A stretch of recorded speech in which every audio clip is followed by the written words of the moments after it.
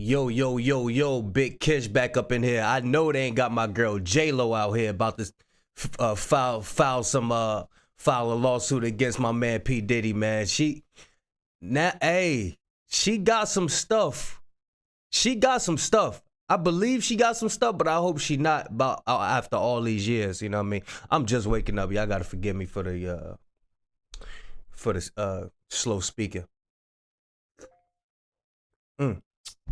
Let's get into it, y'all. Let's get into it. Let's see what J-Lo talking about. This is my girl.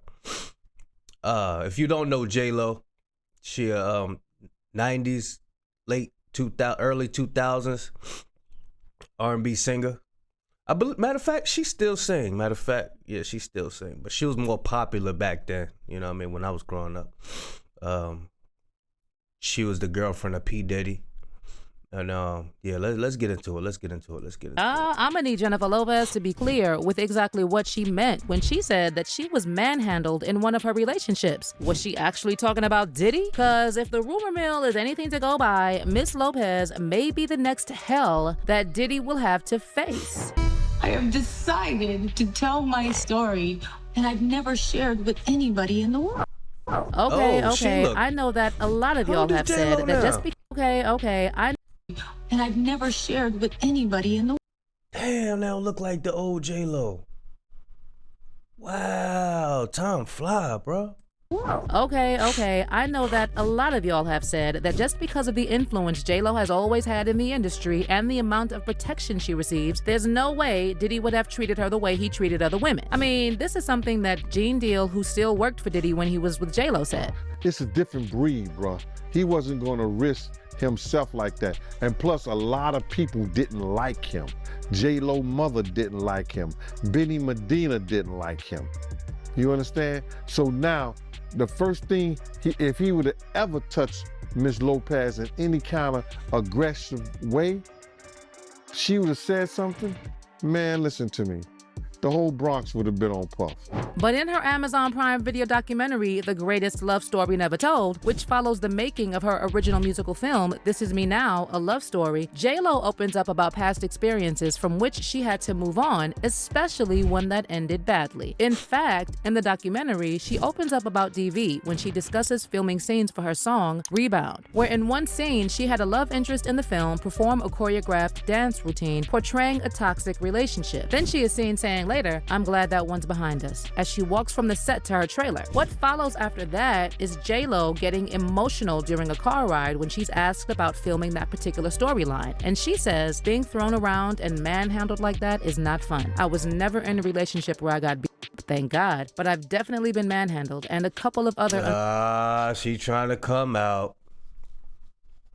She doing it slick. Just come out with it. Like, come on, bro. If he yoke you up by your neck, by your collar, or something like that, just say it. Don't be doing all that slow, sneaky, corny shit. That shit is corny. That shit corny. Unsavory things. Rough.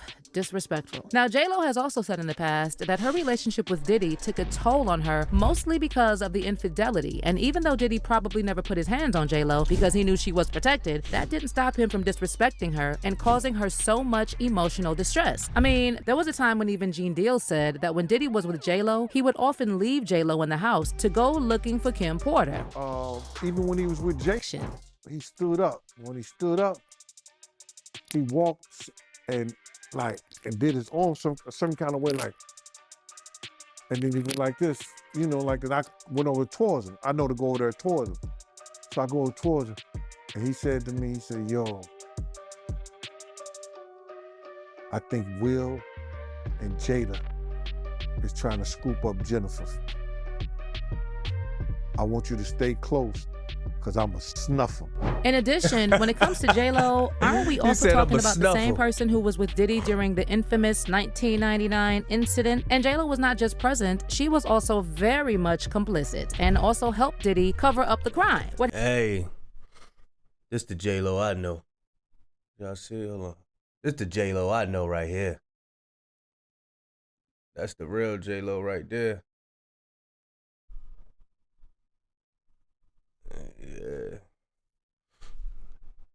What happened was that Diddy and J-Lo were at a nightclub in New York in December 1999, and they were there to celebrate the release of Shine's soon-to-be-released album. Diddy got into a conflict with somebody named Scar, who was also at the club, and the conflict quickly escalated. Rounds went off, and people were injured, including Natanya Rubin, who was hit right in her face. Immediately after the incident, J-Lo and Diddy sped away in a 1999 Lincoln Navigator, but ran a red light and were pulled over by the police. I am the woman who he in the face.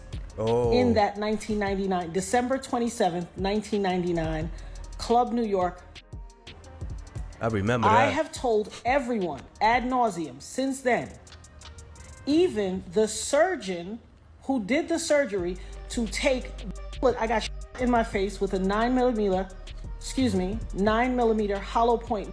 Based on police reports, they were in possession of a stolen 9mm, which was found in the trunk, and they were both arrested. But J-Lo's horror show didn't end there. The next 14 hours were spent in a cell, and a police source said that she took turns crying unintelligibly and sobbing uncontrollably. Then what happened next was that Shine, the rapper whose album nobody ever heard, was found to be in connection with the incident and spent 9 years in jail. In other words, Shine took the fall for a crime Diddy committed, and he was assisted by J-Lo. The thing is, Lil Rod mentioned the 1999 incident in his lawsuit, alleging that Diddy bragged about getting away with crimes. Specifically, Lil Rod shared that Diddy was responsible for what happened in the nightclub in New York with Shine because he bragged about getting away with it. And J-Lo, who was right there and with him, has never. And J-Lo, who was in the nightclub in New York with Shine because he bragged about getting.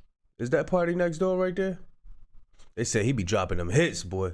He be doing all them reference tracks with Drake.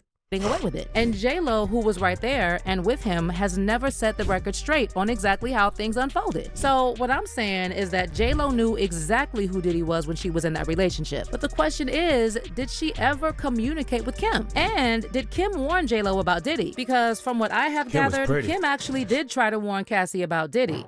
And I know Kim had some very good advice to give you, and I believe that this is why things are happening as they're happening now. Kim was smart, wasn't she, Cassie?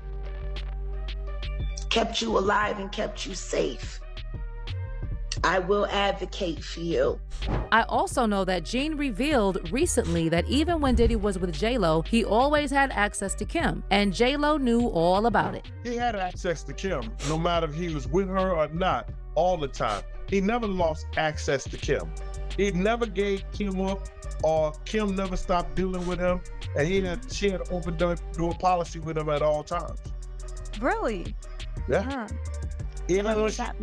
Even when he was with J-Lo. Apparently, because Diddy always kept the door open for Kim, J-Lo became jealous. And Gene even said that at one time, J-Lo tried to bribe him with a Rolex watch into telling her what was going on between Diddy and Kim. I don't know if J-Lo ever had that conversation with Kim, but there have been reports claiming that she may want to reveal exactly what happened when she was in a relationship with Diddy. And the only reason why she has been hesitant is because she could draw attention to herself and potentially be investigated in the 1999 incident. We all had to go and speak at the grand jury. J-Lo testified at the grand jury, as did many other people. It needs to be reopened, because if that is in fact the case, That's the lady who got hit in the face in 1999. She told these people who did it. That's crazy. carried the and she lied to the grand jury.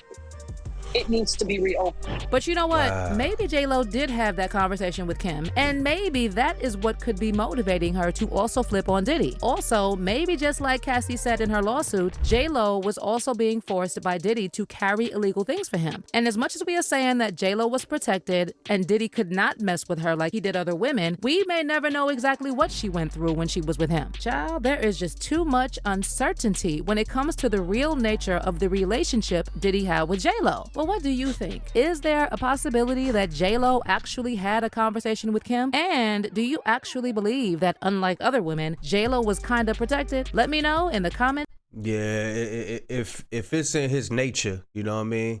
Yeah, I'm sure J-Lo done seen some stuff. I'm sure J-Lo done seen some stuff. Y'all let me know what y'all think. Big Kish signing out.